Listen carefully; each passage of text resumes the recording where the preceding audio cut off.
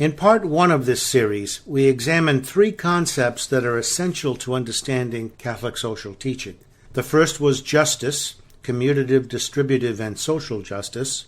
The second was the meaning of a human right, whatever a person needs to live and to even thrive with dignity.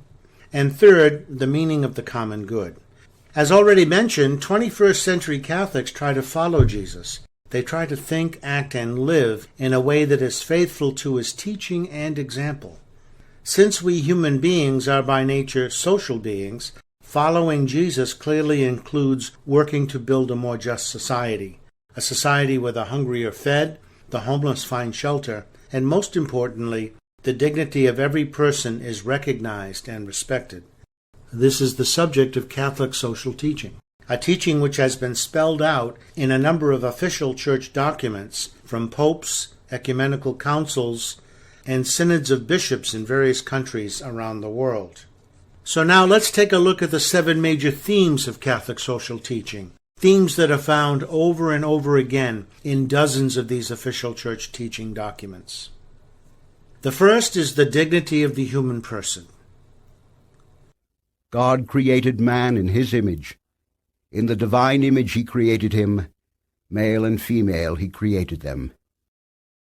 The first and most important theme of Catholic social teaching is the sanctity and dignity of the human person. The Church teaches and Catholics believe that human life is sacred from the moment of conception to the moment of natural death, and that the dignity of the human person is the basis of all morality. This belief is the foundation of all the other principles of our social teaching, which we will examine. In our society today, the sanctity of human life is being threatened in many ways. For example, by abortion, by cloning, by that form of stem cell research that uses cells from unborn children, by the use of the death penalty, by euthanasia, or so-called mercy killing, and of course by war. We Catholics believe that every person is precious, that people are more important than things, and that the measure of every and any policy, law, or institution is whether it threatens or enhances the life and dignity of the human person. Here's an example of an official church document, a teaching of the Pope and the bishops of the Second Vatican Council, which includes other examples of how individuals and societies sometimes fail to respect the sanctity of human life. Whatever insults human dignity, such as subhuman living conditions, arbitrary imprisonment, deportation, slavery, prostitution, the selling of women and children, as well as disgraceful working conditions, where people are treated as mere tools for profit rather than as free and responsible persons. All these things and others of their like are infamies indeed. They poison human society, but they do more harm to those who practice them than those who suffer from the injury. Theme number 2. Family, community, and participation in the life of society. Cain said to his brother Abel, "Let us go out in the field." When they were in the field, Cain attacked his brother Abel and killed him. Then the Lord asked Cain, "Where is your brother Abel?" He answered, "I do not know. Am I my brother's keeper?" The Lord then said, "What have you done? Listen, your brother's blood cries out to me from the soil." The second theme found in Catholic social teaching documents has to do with the fact that, as already mentioned, we are social creatures. In order to survive and thrive, we need to live together. The human person is not only sacred, but also social. This means that how we organize our society, how we organize our life together, our economic systems, our political systems, our laws and policies, all of these directly affect human dignity and the capacity of individuals to grow in society and in community. One aspect of our social life, and in many ways the most important, is marriage and the family, the foundation on which society is built. If its foundation crumbles, the building will collapse. If family life in society crumbles, that society will collapse. So we have a responsibility to support and strengthen marriage and family life in every way possible.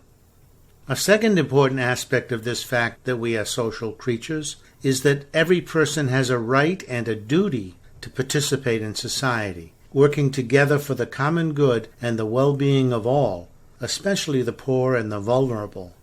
Human beings need to belong, to have their dignity respected, and to be allowed to use their talents and abilities to contribute to life in their communities, to the common good.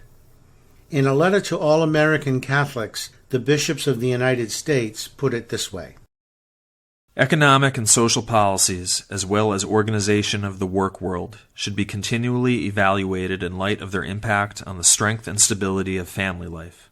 The long-range future of this nation is intimately linked with the well-being of families, for the family is the most basic form of human community. Efficiency and competition in the marketplace must be moderated by greater concern for the way work schedules and compensation support or threaten the bonds between spouses and between parents and children. Theme 3: Rights and Responsibilities. Wash yourselves clean. Put away your misdeeds from before my eyes. Cease doing evil. Learn to do good. Make justice your aim. Redress the wrong. Hear the orphan's plea. Defend the widow. The Catholic tradition teaches that human dignity can be protected and a healthy community can be achieved only if human rights are protected and responsibilities are met. Therefore, every person has a fundamental right to life and a right to those things that are necessary not only to live a decent human life, but to thrive. Corresponding to these rights are duties and responsibilities. For there to be justice for all, every one of us must recognize that we have responsibilities to one another, to our families, and to the larger society. If I have a right to life, so does everyone else, and I have a duty and responsibility to work toward the goal of active respect for the life and dignity of every person. Every right I have, and there are many, is also a right that every other human being has. I have a duty to ask, whose dignity and rights are not being taken seriously in my community and society? And I have a duty to do whatever I can to make things right. In the words of Pope St. John the 23rd, we must speak of man's rights. Man has the right to live.